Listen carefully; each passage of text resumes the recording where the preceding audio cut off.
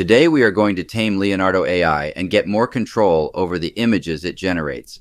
It seems like image prompts are getting longer and longer and more convoluted, with contradictory terms scattered within the prompt. Lately, I've been trying to use more condensed, logic-based prompts, and I've been very pleased with the results. Today I'd like to share those results with you. I was inspired by the improvements that have been accomplished by prompting ChatGPT to proceed in a step-by-step manner. The technique is to simply begin the prompt with the following statement: let's take this step by step.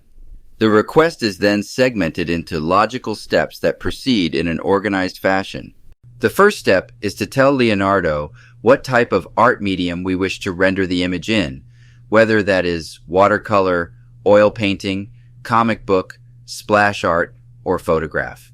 We'll be as specific as possible in each of these steps in order to give Leonardo the information it needs to generate the image as we envision it. In our example, we will use the following description: a realistic high-detail photograph. Next, we'll describe the subject of the image, whether it is a person, a building, a car, a cat, or whatever. This will tell Leonardo what the main focus of the image is. Again, we will use as much detail in the description as possible. For instance, we could describe the subject as Batman, with detailed eyes, his black cape blowing in the wind and standing in a fighting pose ready to fight.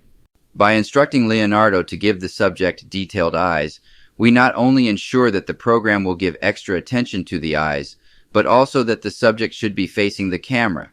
In this case, the eyes won't be visible, but we do want the subject to be facing us. By describing the subject's pose, we also let Leonardo know how much of the subject's body to include in the image. Next, we'll describe the scene. This will give Leonardo an idea of what the background should be. We'll use the following in our example. He is in a dark alley with the Batmobile behind him. The next step in the process is to set up the composition and any style that we want the image rendered in. We could instruct Leonardo to use the style of an artist, director, or the style of a specific movie, such as Batman Returns or The Dark Knight. We also want to reinforce the composition of the image by using instructions for a camera angle. Here we'll use full body shot angle ideal composition. This will reinforce the fact that we want a full body shot, and it will instruct Leonardo to use photography's rule of thirds. I was having trouble with Leonardo cutting off the tops of heads in portraits until I started including the instruction, the ideal composition prompt. The last step is to set the mood or environment. This is where we establish the time of day, the weather, and the lighting. We can also give instructions like gloomy, happy, oppressive, tense, apocalyptic, or funny to relate an emotion that we're trying to express in the image. In our example, we'll simply use spotlight on Batman, drizzle at night. Leonardo AI is still a bit of a wild man, but with consistent step-by-step prompts, maybe we can train it to be more predictable in its image generation.